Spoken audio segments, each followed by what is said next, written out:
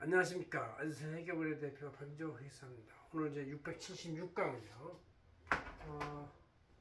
근로소득자와 사업소득자들 퇴직소득에 대해서, 사업소득자는 퇴직금이 원래 없지만 그 합의에 따라서 서로 줄 수도 있기 때문에 그런 걸 한번 개념을 만들어 봤습니다.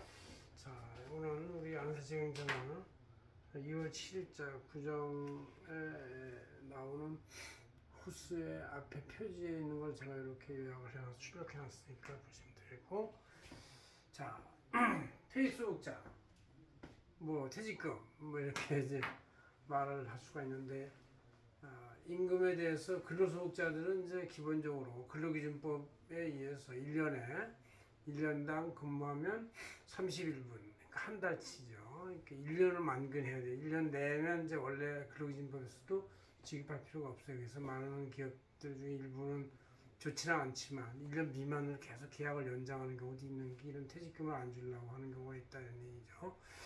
그 다음 이제 사업소득자들은 원칙적으로 규정이 없고 민법 규정에 도급이나 위임 업무에 의해서 일을 하는 것이죠. 이렇게 특별히 그 근로기준법이나 퇴직금 부장급 같은 그런 것이 없다, 이런 얘기고, 세법에서도 퇴직소득이라는 것이 이제 소득세법에 규정이 되어 있고, 근로소득도 물론 있지만 사업소득자들은 이제 소득세법 제19조 규정이 되어 있다, 그런 얘기죠. 어쨌든 이런 퇴직금은 이제 퇴직급여라는 그 일반적 회사에서 주는 게 있고, 아니면 회사에서 밖에 외부에다가 퇴직연금을 가입하면 거기서부터 나오는 돈도 있고, 그러나 사업소득자들에 대해서는 퇴직연금에 가입하는 말이 없으니까 별도의 돈이 거기 축적이 되지 않습니다. 그런데 이런 지급 의무는 동일 직장에서 1년 이상 근무를 할 때의 개념이고, 사업소득에 대한 퇴직금은 이제 별도의 근거가 없기 때문에 그 자유지급 활동자하고 회사하고 계약에 의해서 줄 수도 있고 안 줄 수도 있고, 아니면 서로 마찰이 생겨서 주게 되는 경우가 생길 수가 있다, 이런 얘기죠. 실제 문제가 생겼는데, 근로소득자에 대한 퇴직금은 이제 근로기준법이나 퇴직연금 등을 명시되어 있기 때문에 특별히 문제가 생기지 않습니다. 그러나 이제 이 사업소득자에 대한 퇴직금은 동일 직장 내에서 1년 이상 사업소득을 제공하면은 이제 그 달라고 하는 어떤 말이 청구했을 때 이제 판결에 의해서 주라, 이런 말이 나올 수가 있다, 그런 얘기죠. 그래서 이런 때 그 소득의 개념은 퇴직소득. 근데 사업소득자의 퇴직금이 좀 나온다 하더라도 그것은 사업소득이지 퇴직금이라고 볼 수 없습니다.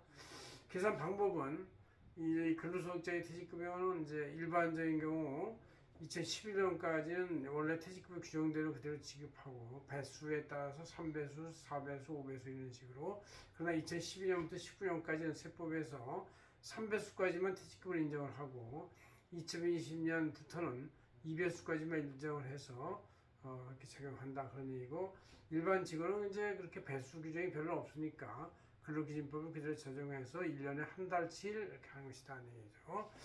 그 사업소득자에 대한 퇴직소득은 이제 그 자체 금액을 총지급의 3.3% 원칙 인수하는 사업소득의 일종으로 보고 한꺼번에 지급하는 거를 본다, 그런 얘기죠.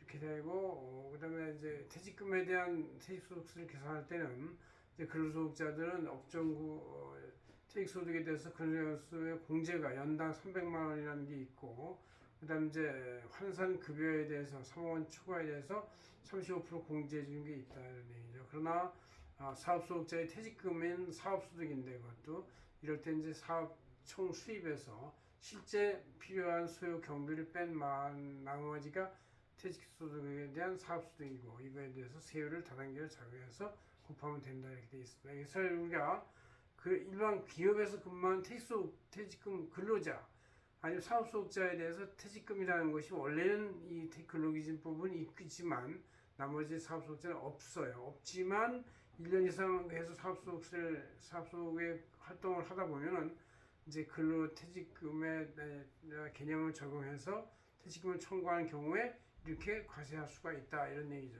이렇게 말씀을 드렸습니다. 고맙습니다. 안세계 대표 박인종 회사였습니다.